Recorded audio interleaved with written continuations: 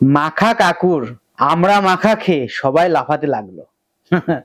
ক্যাপশনটা just ফাটাফাটি। মানে উজ্জ্বলদার দোকানে রিওয়াজি খাসি যেখান থেকে আসে আজ দেখালাম।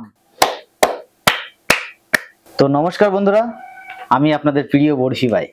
তো আজকে কথা বলবো কিছু ফুড ব্লগারদের নিয়ে, বিশেষ করে দুইজন ফুড ব্লগার নিয়ে কথা বলতে চাই। তো দুইজন ফুড ব্লগার নিয়ে কথা বলার আগে কিছু বলি। তো সোশ্যাল মিডিয়া আসার আগে আমি ফুড ব্লগিং দেখতাম। তো দুইজন ফুড ব্লগারকে আমি ভীষণ ভালোবাসি, ভীষণ এখনো মন থেকে ভালোবাসি এবং গুরুদেব হিসাবে জানি। তো বর্তমান সময়ে কিছু কিছু ফুড ব্লগার তাদেরকে টেক্কা দিয়ে অনেক উপরে পৌঁছে গেছে, উপরে উঠে যাচ্ছে। তো সেই দুইজন ফুড ব্লগারের নাম সুরজিৎ শাহ এবং ফুডি পিপুল। তো আমার ভীষণই কাছের বলবো না, আমার ভীষণ মনে ধরে এনাদের ফুড ব্লগিং দেখতে। একটা সময় লাগতো। তো কেন এত কথা, কোথাও কি হারিয়ে যাচ্ছি আমরা ফুড ব্লগার থেকে, ফুড ব্লগিং থেকে? অ্যাকচুয়াল ফুড ব্লগিং মানে হচ্ছে ফুড রিভিউ করা। মানে কোনো দোকানে যাব আমি, সেই খাবারটা তার কাছ থেকে আমি কিনবো ফ্রিতে। এখন বলে ফুড ব্লগার মানে ফ্রিতে খায়, যাক ফ্রিতে নেবো কি পয়সা দিয়ে দেবো, নিয়ে সেই ফুডটা আমি টেস্ট করব, টেস্ট করে সেই ফুডের অরিজিনাল রিভিউ আমি শেয়ার করব সাধারণ মানুষের মধ্যে। কিন্তু এখন কি তাই আছে?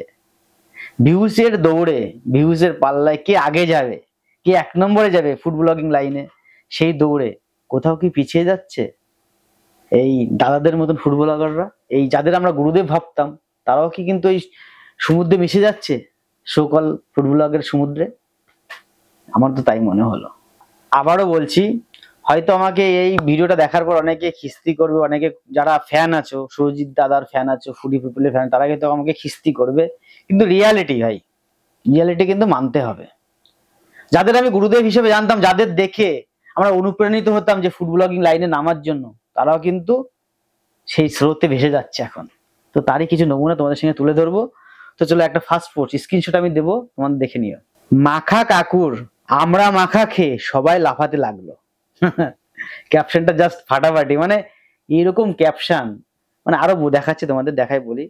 আমেরিকা দাদার বিরিয়ানি, দীপঙ্কর আমাকে দেখে ঝাঁপিয়ে পড়লো, খুবই আবেগঘন মুহূর্ত। এখানে কিন্তু ফুড ব্লগিং এর রেশ মাত্র নেই।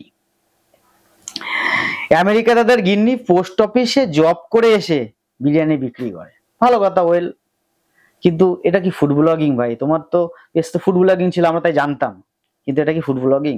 90 টাকায় 450 গ্রামের মুরগির গোটা লেগ পিস ফেরাই খেতে আলাদাই মজা।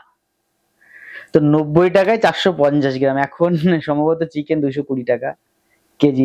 আমি ঠিক কথা জানি না, বাজারে যাই না, হয়তো মেবি।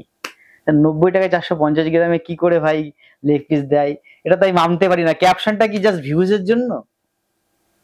ঠিক আছে, তোমরাই বিচার করো। নন্দিনীকে নিয়ে মিষ্টি দি কি বললো শুনে অবাক। এটা কোথায় ফুড ব্লগিং? দাদা আমার একটা প্রশ্ন, সুরজিৎ দাদা, যদি ভিডিওটা দেখে থাকো, এটা কি ফুড ব্লগিং? প্রকৃত ফুড ব্লগিং কি এটা?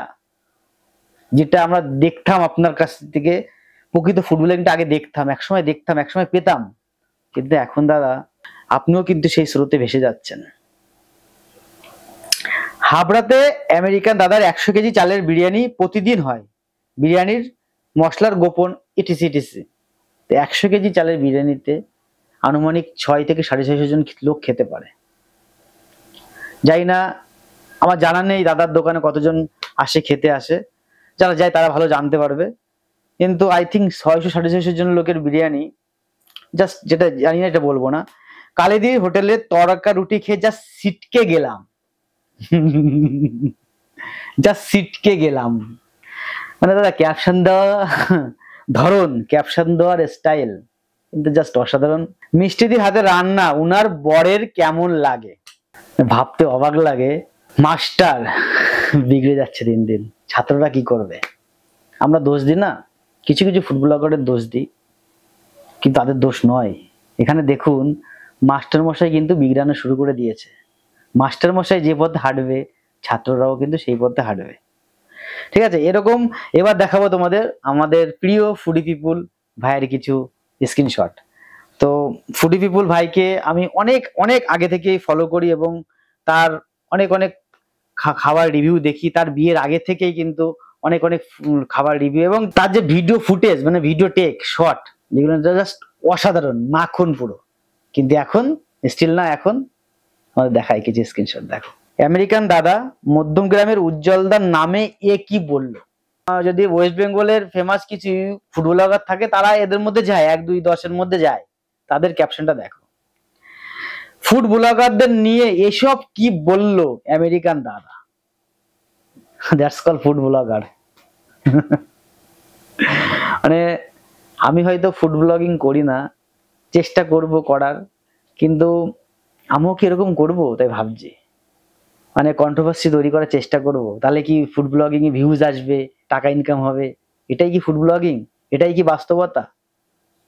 এটাই কি ফুড ব্লগিং এর সংজ্ঞা? আমার মানে অবুঝ মন জানতে চাই।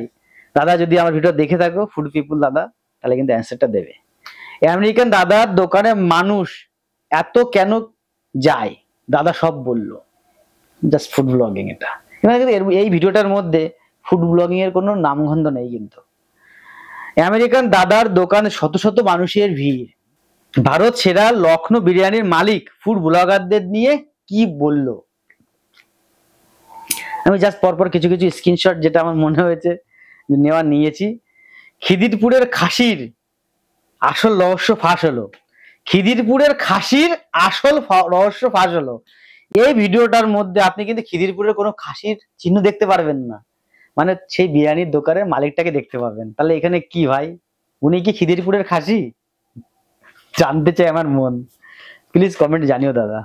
উজ্জ্বলদার দোকানে রিওয়াজি খাসি যেখান থেকে আসে আজ দেখালাম। ধন্যবাদ ভাই এত সুন্দর ফুড ব্লগিং করার জন্য।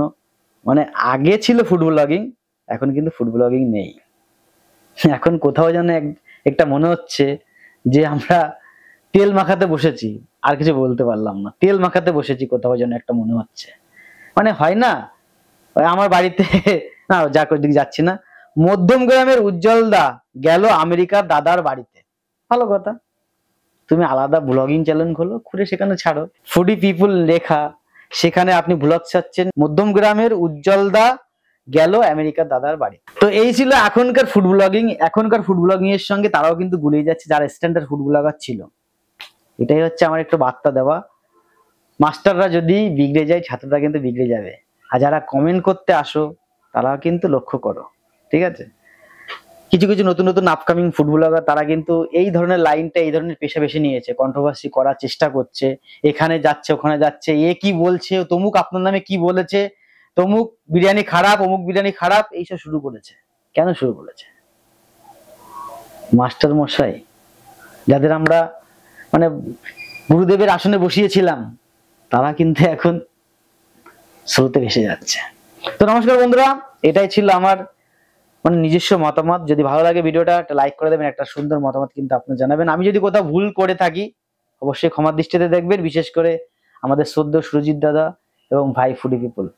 তো থ্যাংক ইউ ভাই। আর স্ক্রিনশটটা অনেকগুলো স্ক্রিনশট দেখালাম, অনেক কালি দিয়ে মিষ্টি দিয়ে আমেরিকান দাদা, লখনৌ বিরিয়ানি, এইসব আমার আরো আছে, কে কে আছে যে আমার ঠিক খেয়াল নেই। সবার কাছে আমি ক্ষমা প্রার্থী আপনাদের স্ক্রিনশটটা দেখানোর জন্য, এবং অসংখ্য ধন্যবাদ যদি আপনারা আমার ভিডিওটা দেখে থাকেন। আর ভালো লাগলে একটা লাইক করবেন, কমেন্ট করবেন, আর আপনার মতামত কিন্তু অবশ্যই জানাবেন। তো থ্যাংক ইউ, বাই, টাটা।